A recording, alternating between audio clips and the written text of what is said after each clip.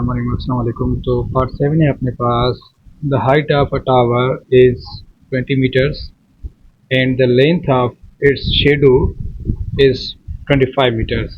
What is the height of another tower whose shadow is 75 meters at the same time? कह रहा है कि एक टावर की हाइट है 20 मीटर्स एंड उसकी लेंथ है, हमारे पास लेंथ का शेडो है वो है 25 मीटर्स एंड सेकंड टावर है उसकी हमारे पास शेडो है लेकिन हाइट नहीं है। तो हाइट क्या होगी हमने मालूम करना है। तो सबसे पहले हम लिखते हैं यहाँ पे लेंथ, भले पहले यहाँ पे हाइट लिखें आपकी मर्जी है, यहाँ पे हाइट लिखें या यहाँ पे हाइट लिखें कोई फ़र्क नहीं पड़ता, ठीक है। तो अपने पास पहले वाले टावर की हाइट है 20, ठीक। कह रहा है कि हाइट ऑफ अ टावर तो 20 मीटर्स है and the length of shadow it 25 metres, मतलब लेंथ जो है अपने पास 25 है। जो सेकंड है what is the height of, मतलब हाइट हमने फाइंड करनी है। What is the height of another tower, मतलब हाइट जो हमने फाइंड करनी होती है उसे हम एक्स तस्लीम कर लेते हैं या ए या बी या अपने नाम का कोई भी पहला अल्फाबेट लिख लें, ठीक है। तो 75 मीटर्स है उसका शेडो, कितना है 75 मीटर शेडो है, ठीक। तो देखें अभी क्या करेंगे हम, अगर 25 मीटर उसकी हाइट है 20 मीटर तो शेडो है 25 मीटर। अगर 75 मीटर शेडो है तो ज़रूर ये हाइट भी बड़ी होगी। तो इसीलिए ये डायरेक्ट प्रोपोर्शन हुआ कि एक चीज़ बढ़ रही है दूसरी चीज़ भी बढ़ रही है। 25 मीटर उसकी लेंथ है तो उसकी हाइट जो है, मतलब उसका 25 मीटर शेडो है तो हाइट उसकी 20 मीटर है। अगर उसका शेडो होगा 75 मीटर्स तो हाइट भी ज़्यादा होगी, क्योंकि जितना लंबा होगा उतना शेडो भी ज़्यादा होगा। तो ये डायरेक्ट प्रोपोर्शन हुआ। तो डायरेक्ट प्रोपोर्शन में क्या करते हैं हम, इस तरीके का क्रॉस मल्टीप्लिकेशन कराते हैं। अगर डायरेक्ट प्रोपोर्शन ना हो तो आमने सामने मल्टीप्लाई होगा। तो ये अपने पास हो चुका डायरेक्ट प्रोपोर्शन। और जो इनडायरेक्ट प्रोपोर्शन होता है वो मेन, डेज, टाइम और स्पीड में होता है, ठीक है। ना तो ये मेन है, ना डेज है, ना स्पीड है। तो इसको मल्टीप्लाई करते हैं हम, 75 मल्टीप्लाई 20, ठीक, इक्वल, और ये 25 मल्टीप्लाई एक्स। भले आप एक्स को इस तरफ रखें, आपकी मर्ज़ी है। जैसे कि अभी यहाँ पे लिखते हैं हम, जैसे यहाँ लिखते हैं एक्स मल्टीप्लाई 25, और सॉरी ये 25 है, सॉरी यहाँ पे लिख लेता हूँ एक्स मल्टीप्लाई 25 इक्वल 75 मल्टीप्लाई 20, जैसे आपको समझ आए। तो x को यहाँ रखेंगे क्योंकि हमें x की वैल्यू चाहिए, तो x को यहाँ रखते हैं और 25 को इक्वल की उस साइड भेजेंगे। 25 75 मल्टीप्लाई 20, तो देखिए टेबल लगा रहे हैं हम 25 की डायरेक्ट टेबल लगाते हैं। 25 वन टाइम और 3 टाइम इसके ऊपर लगेगी। तो 3 को अगर हम 20 से मल्टीप्लाई करेंगे तो अपने पास जवाब आ जाएगा 60, जो इसका आंसर है। तो उम्मीद है आपको समझ आ चुका होगा। चलते हैं अगले पार्ट में। अल्लाह हाफिज़। बिस्मिल्लाहिर्रहमानिर्रहीम। अस्सलाम वालेकुम। तो पार्ट नंबर 8 है अपने पास। देखें 120 मेन और ये डेज है, मतलब ये मेन और डेज का चक्कर आ जाए तो आपस में आप समझ लीजिए कि ये इनडायरेक्ट प्रोपोर्शन है। मेन डेज का आ जाए, टाइम का आ जाए, स्पीड का आ जाए तो ये इनडायरेक्ट प्रोपोर्शन होते हैं। और इनडायरेक्ट प्रोपोर्शन आपने क्या करना है, वो आमने सामने एरो लगा देना है। तो देखें 120 मेन, पहले सबसे पहले हम लिखते हैं मेन, ठीक है। कितने हैं हमारे पास 120 और हमारे पास हैं days. 120 man can do a work in 90 days, ठीक है। 120 आदमी 90 डेज में अपना काम पूरा कर रहे हैं। How many more man are required to complete the work in 40 days, मतलब हमें कितने और ज़्यादा बंदे चाहिए कि ये काम कंप्लीट करें 40 दिनों में, ठीक है। तो अपने पास आ चुका 40, यहाँ डेज रखेंगे क्योंकि हमें 40 डेज। तो हमने मेन मालूम करना है। अब देखें मेन और ये डेज आ चुका, मतलब ये इनडायरेक्ट प्रोपोर्शन है।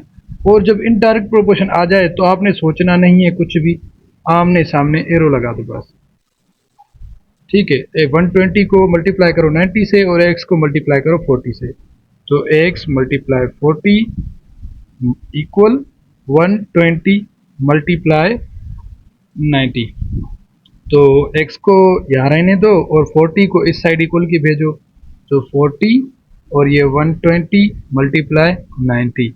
तो देखें अभी ये 40 की डायरेक्ट टेबल लगा रहे हैं, 41 द 40 और 43, ठीक, तो अपने पास आ जाएगा 120। तो 9 को अगर हम मल्टीप्लाई करें इससे तो अपने पास कितने आ जाएंगे, 90 को मल्टीप्लाई करें 3 से तो 90 को मल्टीप्लाई करते हैं x, अब अपने पास आ चुका 3 मल्टीप्लाई 90, तो x 270 आ चुका अपने पास। अब क्योंकि 9 को मल्टीप्लाई करेंगे 3 से तो आ जाएगा 27 और ये 0 सेम आ जाएगा। तो हमें हमारा ये जवाब नहीं है, कह रहा है कि हमें और ज़्यादा कितने बंदे चाहिए, ठीक है। तो हमें पहले 120 बंदे मिले हुए हैं, अब कह रहा है 120 के अलावा कितने बंदे चाहिए, सवाल में लिखा हुआ है। तो हमारे पास 120 जो बंदे हैं वो इसमें से माइनस करने हैं हमने। तो अगर हम 270 में से 120 माइनस करेंगे, ठीक है, ये 0 ये 5 और ये 1, तो जो अपना एक्चुअल आंसर है 150 है कि 220 हमें बंदे चाहिए। पहले से हमारे पास 120 मौजूद है क्वेश्चन में, तो उसमें से ये माइनस करेंगे तो अपने पास रियल इसका क्या आ जाएगा, जवाब आ जाएगा। उम्मीद है आपको समझ आ चुका होगा। चलते हैं अगले पार्ट में। अल्लाह हाफिज़। बिस्मिल्लाहिर्रहमानिर्रहीम। तो पार्ट 9 है अपने पास। इन अ fort 600 persons have food provisions for 27 days and after 10 days 80 more persons join them. For how many days will the same food provisions be sufficient? मतलब एक किले में 600 बंदों के लिए 27 दिनों का खाना है, डिस्ट्रीब्यूट कर सकते हैं हम, प्रोवाइड कर सकते हैं। आफ्टर 10 डेज मतलब 10 डेज के बाद 80 पर्सन्स अब ज्वाइन हो रहे हैं।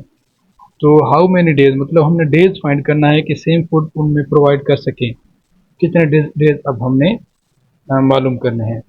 तो सबसे पहले हमारे पास पर्सन है, तो पर्सन,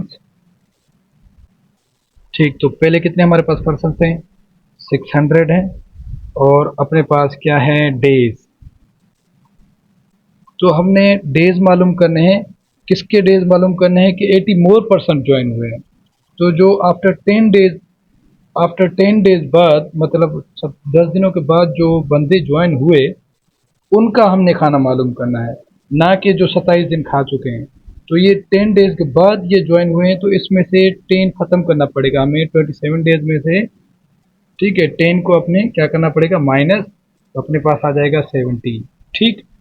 तो अब हम क्या करेंगे, यहाँ 17 रखेंगे, क्यों कि हमने जो 680 बंदे हैं उनका खाना मालूम करना है, जो 600 बंदे 10 दिन खा चुके हैं उनका नहीं।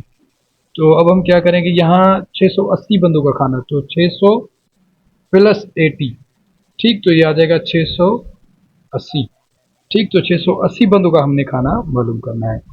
तो यहाँ रखेंगे 680 और यहाँ आएगा एक्स, क्योंकि how many days, how many जो भी डेज बोलेगा तो यहाँ डेज में एक्स रखेंगे, हाउ मेनी पर्सन्स बोलता तो यहाँ हम रखते एक्स। तो अब देखें मेन और डेज है, अगर मेन और डेज आ जाए तो इनडायरेक्ट प्रोपोर्शन आ जाता है, या पर्सन और डेज आ जाए, डेज और वर्क आ जाए, ठीक है, जगह जगह का काम होता है, कोई जगह तामीर होती है तो वो भी इनडायरेक्ट प्रोपोर्शन होता है, टाइम भी इनडायरेक्ट प्रोपोर्शन होता है। तो बस आपने डायरेक्ट यहाँ आमने सामने एरो लगा देने हैं, ठीक है। तो ये x मल्टीप्लाई 680 इक्वल 600 मल्टीप्लाई 70, ठीक।